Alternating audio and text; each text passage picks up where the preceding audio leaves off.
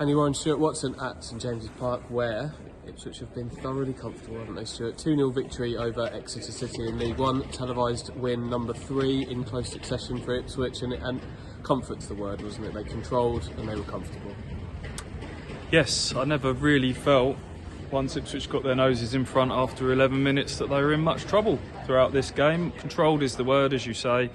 Freddie Ladapo headed in the 11th minute, a fairly straightforward goal really, a straight Sam Morsey ball into the box. Marcus Harness nod down, Ladapo stoops to head in. And from there, Ipswich, I think very purposely, made sure that they just stayed in control of this game. It wasn't the open, entertaining humdinger that we thought it might be, looking at the goal scoring form of both sides.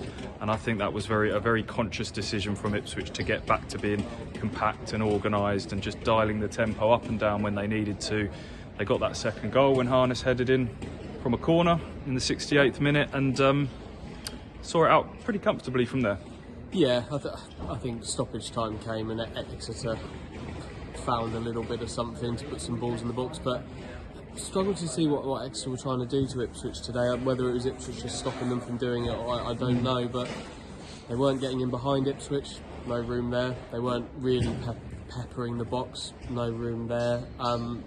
Ipswich I think they had the best player on the pitch in every position on the pitch, in all kind of 3/3 of the pitch today. Yeah.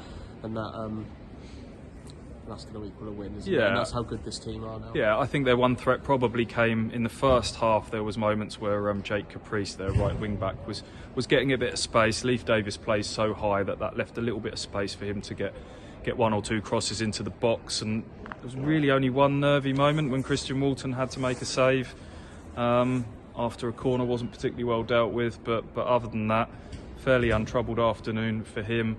And then a really important clean sheet. Ipswich had conceded 2 goals at Port Vale. We conceded 4 at Charlton, of course. Sloppy goal against Cheltenham last weekend. And off the back of a couple of frustrating results that should have been wins that were draws, Kieran McKenna's called that an important win today. Yeah, they're stacking them up now. That's 7 away wins for the season, which I believe is equaling last season's record there. Which, by the middle of November is not too bad, is it? And another sign of progress of where Ipswich are going. We know all the signs of progress that they're showing at the moment, and as things stand, let's move them to within a point of the leaders. Obviously the rest of League One play this afternoon and probably kicking off soon in the next hour or so.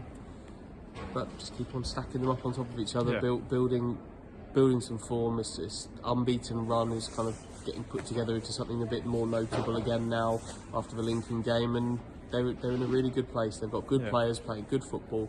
They're in control of what they're doing, and that's it's not a bad place to be in. Yeah, I think today was important really from a momentum perspective, because it's after years of false dawns and disappointments, those last couple of results maybe just given 1 or 2 the wobbles a little bit, and had they not won today, Sheffield Wednesday who are kicking off now could have knocked them out of the top 2, and that puts a completely different sort of complexion on things, doesn't it? But instead Ipswich have won. They'll be in the top 2 regardless of what happens this afternoon. Back to a few home games now, a little bit of a break for cup action. We got some Papa John's trophy action against Portsmouth on Tuesday night. Be interesting what sort of team both teams put out for that one, and then Buxton in the FA Cup next Sunday. But a really good day at the office here, and the people I think that we're most pleased for are the ones that were in that away end, just over there, over my left shoulder, because that's, again, one hell of a trip for Ipswich fans for a 12 o'clock kick-off in front of the Sky cameras. What an effort. Yeah, 1,200 of them, packed and a little bit in the seating areas as well. Made their thoughts of Sky Sports quite clear before kick-off and as the game came to an end. It's not great, is it, being down here for a 12 o'clock kick-off, but it's not stopped Ipswich fans wanting to see their team roll on and put 3 more points on the board. Should we talk about a few individuals just to round off? For me, it's a goal and an assist for Marcus Harness today, but for me, Sam Morsey was outstanding. I don't know if he lost the ball at all in that game. I was really impressed with him today, the best player on the pitch, I thought personally, but there were certainly some other ones deserving of mentions as well.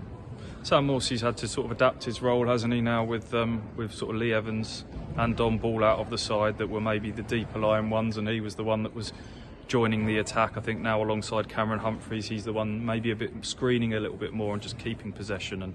And you're right, he was great. I thought Cameron Burgess, who came in for George Edmondson at centre half today, I thought he was exceptional on the odd moments where, as you mentioned at the end, Exeter started sticking some balls into the box. I thought he got his head on everything.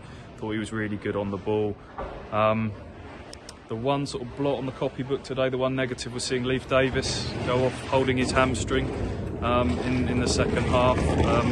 They don't know the prognosis on that one yet, too early. Kieran McKenna is hoping that that's just a bit of tightness. We take a little bit of hope from the fact that he was out walking around the pitch at the end and clapping the fans. So hopefully that's nothing too bad. Anyone else you want to mention? I thought Freddie Ladapo played well, actually. Yeah. Obviously a really good goal, stooping, a proper stoop at the head of that one. But I thought his all-round game was good. Some back-to-goal stuff, some other opportunity. He had another header save down at that end as well.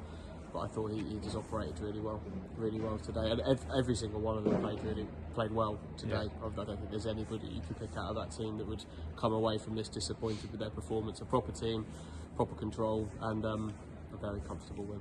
We'll leave it there. See you next time.